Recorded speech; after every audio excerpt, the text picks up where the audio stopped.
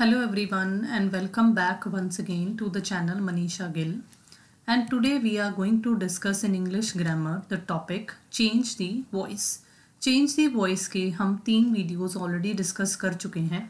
आज का जो हमारा ये सेशन है ये इसका 4th वीडियो है. और देखिए हमने हमारी फर्स्ट वीडियो में ही ये डिफरेंट कैटेगरीज देखी थी जिनमें से हम एजर्टिव्स को और मॉडल वर्ब्स को डिस्कस कर चुके हैं. चलिए देखते हैं आज के सेशन में हमारे पास क्या है. So today we are going to discuss interrogative sentences.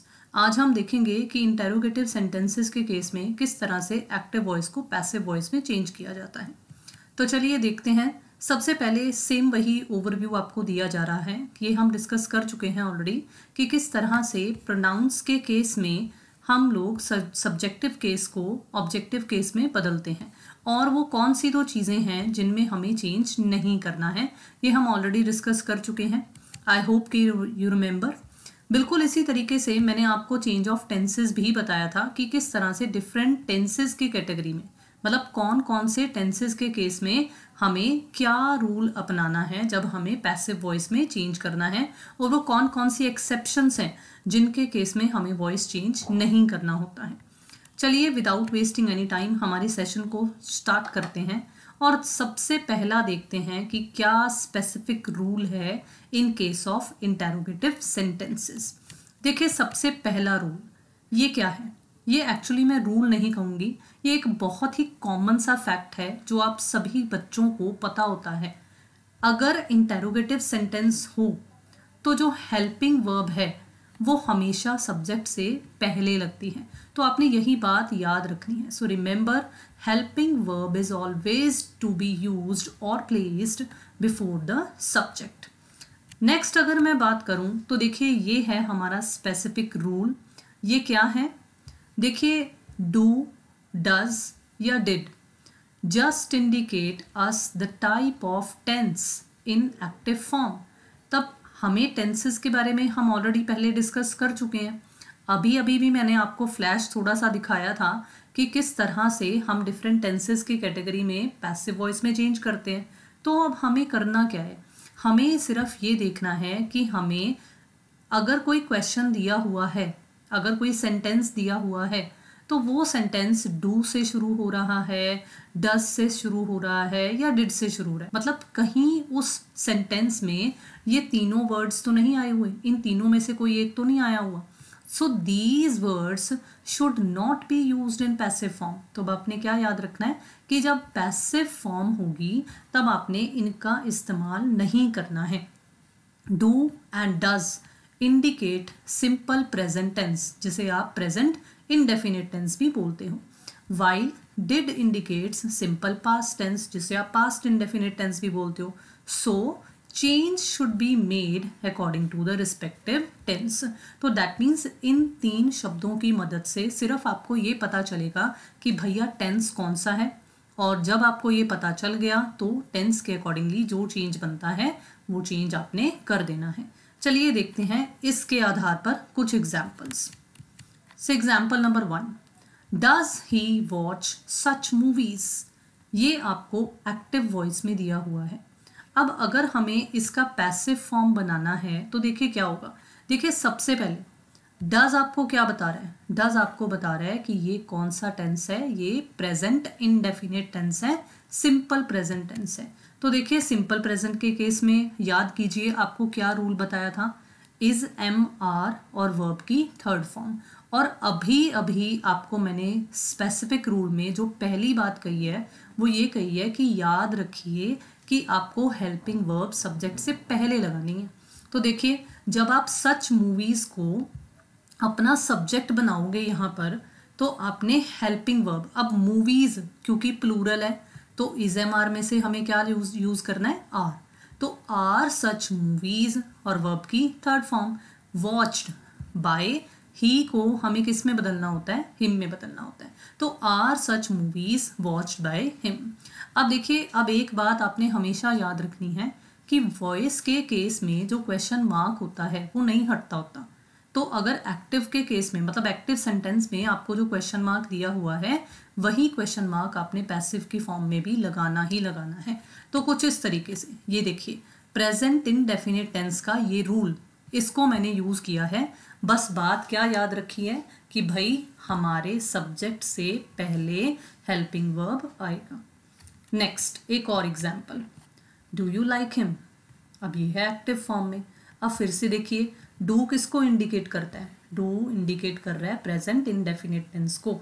तो अब हमें जब इसका पैसिव फॉर्म बनाना है तो देखो क्या करना है, सबसे पहले आप ये सोचिए कि जो हिम है वो किस में बदलेगा, हिम जो है वो ही में बदलेगा। अब आप ही के अकॉर्डिंगली सोचिए कि इज एम आर में से आपको क्या यूज करना है, ही के अकॉर्डिंगली आपने यूज करना है इज। तो इज ही, फिर वर्ब की third form liked by, you को आप नहीं चेंज करते होते हो, यू में ही रहता है। तो इस तरीके से इसे पैसिव फॉर्म में बदल दिया जाएगा। चलिए एक और एग्जाम्पल देख लेते हैं। देखिए, did you wash the clothes, ये एक्टिव में है। अब डिड आपको क्या बता रहे हैं, डिड आपको ये बता रहा है कि ये सिंपल पास्ट टेंस या जिसे हम बोलेंगे पास्ट इनडेफिनिट टेंस है। तो अब इसके अकॉर्डिंगली भी अगर हम सोचें तो देखिए फिर से वही, देखिए रूल क्या है, वॉज वर और वर्ब की थर्ड फॉर्म। अब वॉज लगेगा या वर लगेगा ये डिपेंड करता है कि यहाँ जो आपको ऑब्जेक्ट दिया हुआ था जिसे आपने अब सब्जेक्ट बनाना है, दैट मीन्स क्लोथ्स, वो प्लूरल हैं, तो इसके अकॉर्डिंगली आप वर यूज करोगे। So were the clothes washed by you, you को आपने चेंज नहीं करना है। तो आई होप कि आपको ये फर्स्ट स्पेसिफिक रूल जो बताया गया है और इसके आधार पर जो एग्जाम्पल्स आपको बताई गई हैं ये आपको क्लियर रही। चलिए आगे फिर से कंटिन्यू करते हैं हमारे स्पेसिफिक रूल्स को ही। नेक्स्ट जो रूल है वो क्या है, ये है question words like when, what, why, where, how in the sentence do not change their place. That means ये शब्द जहाँ लिखे हुए आए हैं, देखिए आमतौर पर ये वर्ड्स आपको स्टार्टिंग में ही मिलेंगे, ठीक है।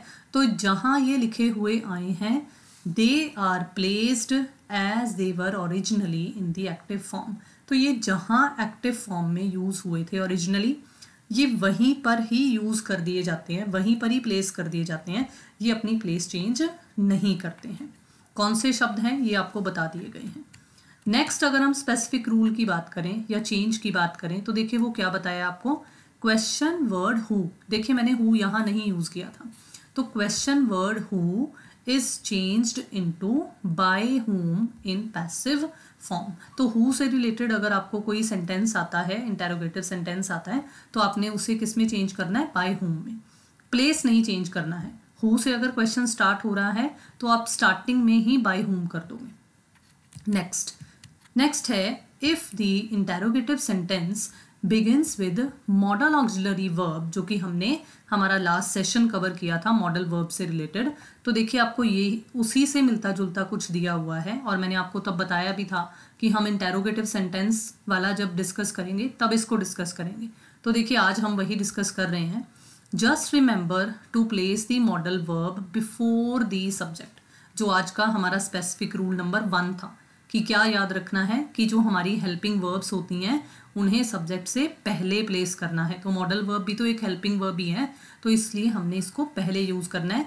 Rest rule is same as used to change the voice in case of modal verbs, बाकी रूल सेम है।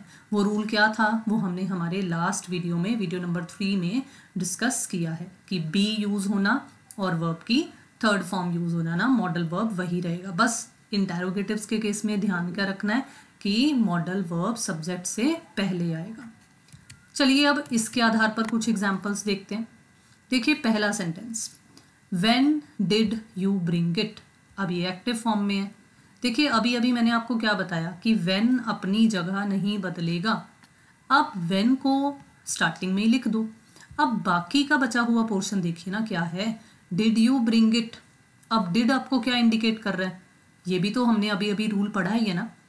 डिड आपको इंडिकेट कर रहा है सिंपल पास्ट टेंस, तो बस इसके अकॉर्डिंगली चेंज कर दीजिए।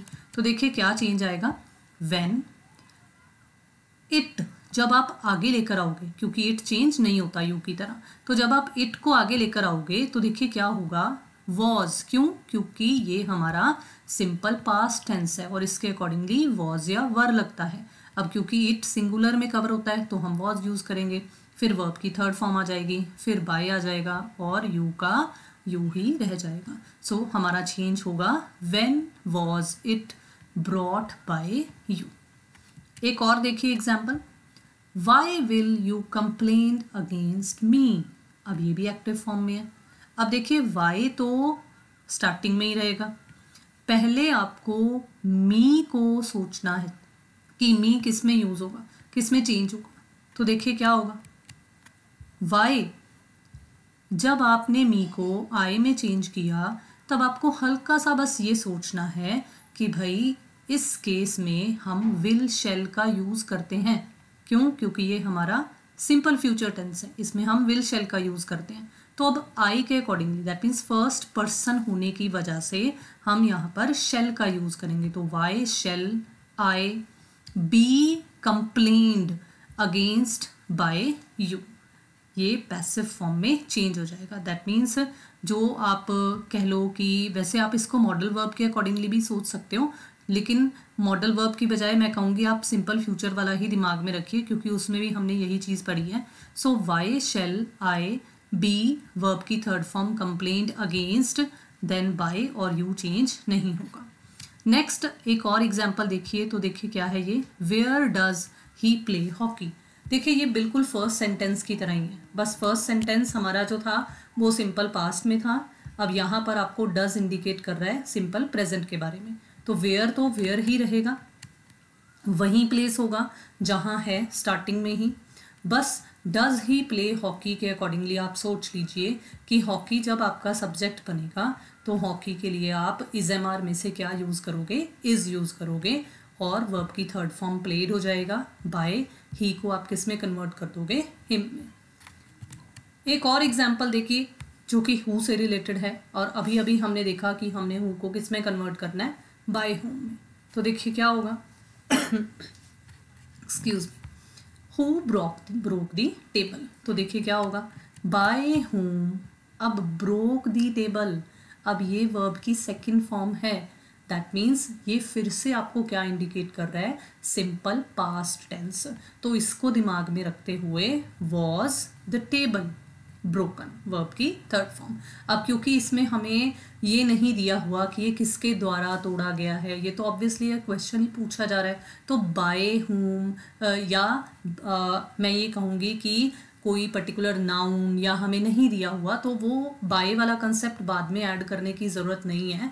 तो यहाँ ऑलरेडी आ गया हु किस में कन्वर्ट कर दिया, बाय हुम में, और बाकी का कन्वर्जन आ गया was the table broken. Next कुछ और एग्जाम्पल, क्योंकि अभी मॉडल वर्ब के बारे में रहता है। तो देखिए क्या है ये, कैन यू सॉल्व दिस सम। अब हमें क्या करना है, मॉडल वर्ब जो है वो जहाँ है उसको वैसे ही रहने दो। क्यों? क्योंकि सब्जेक्ट से पहले आएगा, क्वेश्चन वाला है। तो कैन दिस सम हमारा सब्जेक्ट आ जाएगा। बाकी का रूल जो हमने लास्ट वीडियो में पढ़ा था, बी और वर्ब की थर्ड फॉर्म। तो can this sum be solved by you. Next, may I use your pen.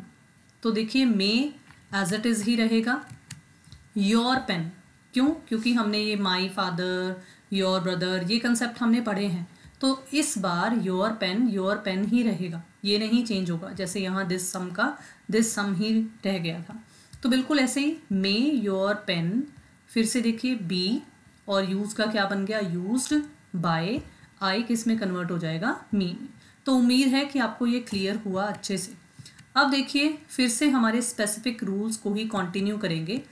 तो देखिए अब क्या रूल है हमारे पास, if the interrogative sentence begins with helping verbs like has, have, had.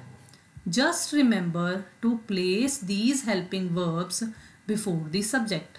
And remember, these words indicate that the tense is the perfect tense. तो अगर इस तरीके से आपका क्वेश्चन स्टार्ट हो रहा है has, have या had से, तो आपने क्या याद रखना है, आपने ये याद रखना है कि भाई ये जो हेल्पिंग वर्ब्स हैं इन्हें हमें हमारे सब्जेक्ट से पहले ही लगाना है।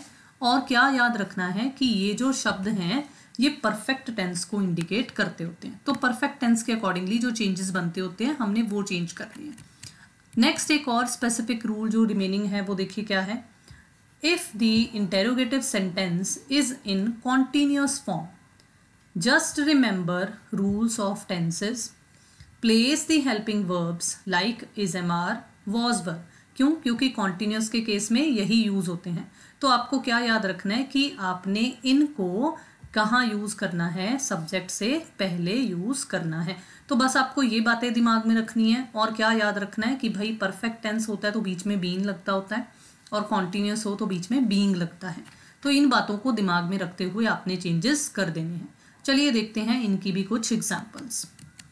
Example number 1, has he finished his duty. अब ये एक्टिव फॉर्म में है. अब अगर हम इसे पैसिव फॉर्म में कन्वर्ट करें तो देखिए क्या होगा.